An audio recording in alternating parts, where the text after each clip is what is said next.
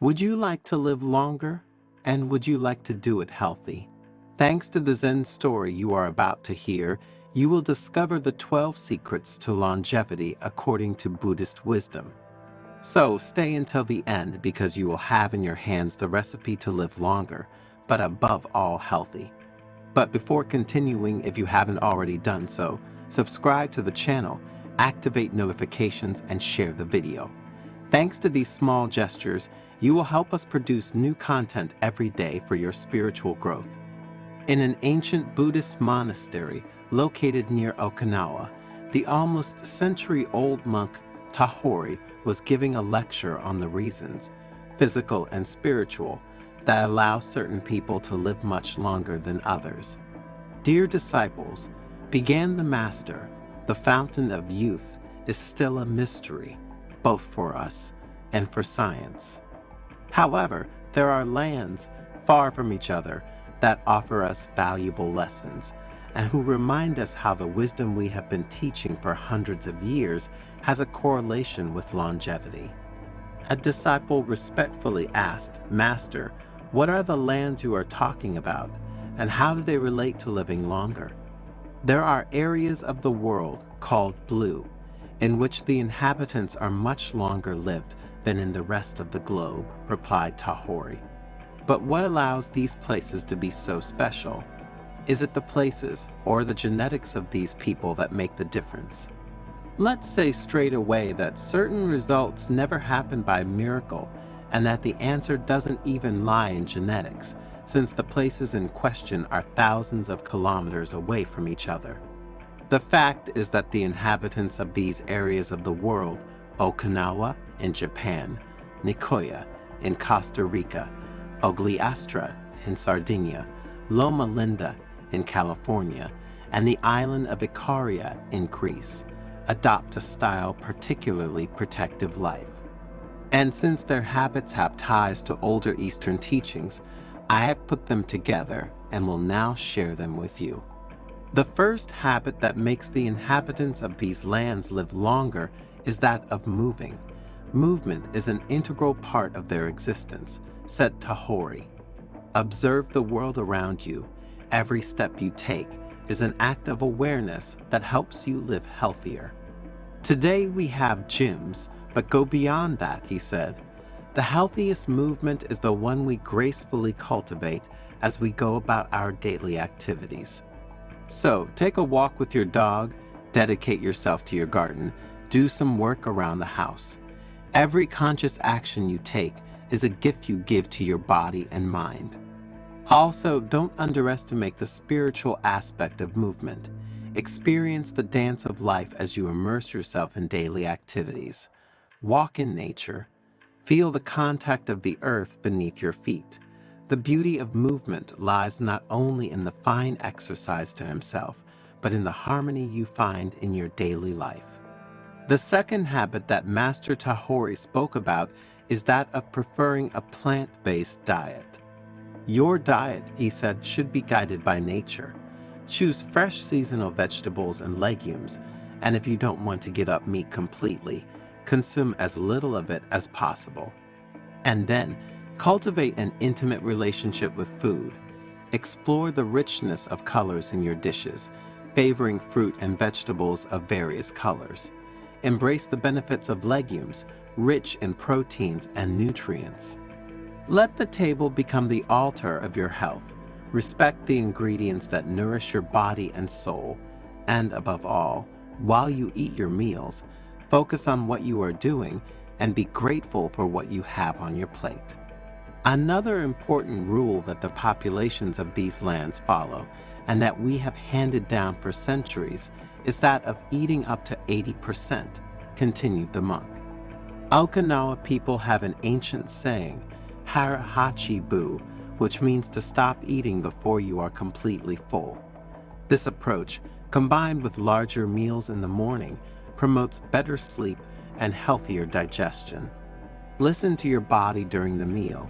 Enjoy each bite with gratitude, experiencing the richness of flavors. And remember that eating up to 80% is not only a physical practice, but also a celebration of abundance and moderation. Being aware of what you ingest will guide you towards a deeper relationship with what you eat.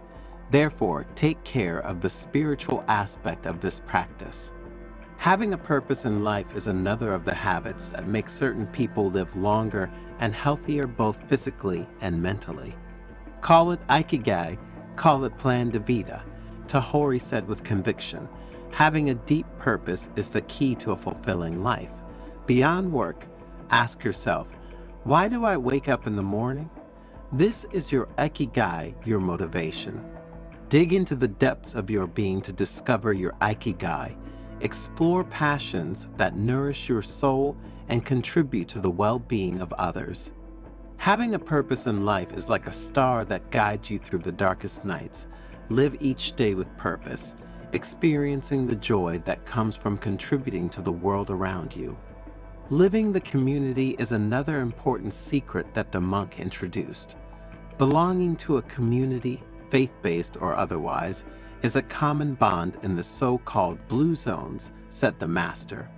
Participating in weekly ceremonies, especially if they have a spiritual value, can increase life expectancy. Find your community and share your energy. A younger disciple asked a question, "Master, how can we find our community?" Tahori replied, "Explore your passions, connect with those who share your values. Community can be a refuge in times of joy and sorrow, and it doesn't have to have a religious background. Go beyond the confines of your village. Explore the outside world with curious eyes and an open heart. Find your tribe, where shared energy creates an unbreakable bond." Minimizing stress was the sixth secret the monk shared. Stress is inevitable, but managing it is key, he said. The people of the blue zones have daily rituals to relieve stress.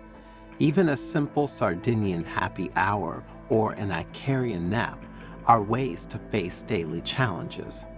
Make tranquility part of your daily routine.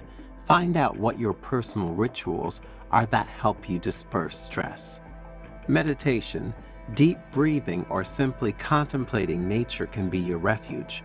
Find the balance between work and rest, creating a sacred space for your inner peace.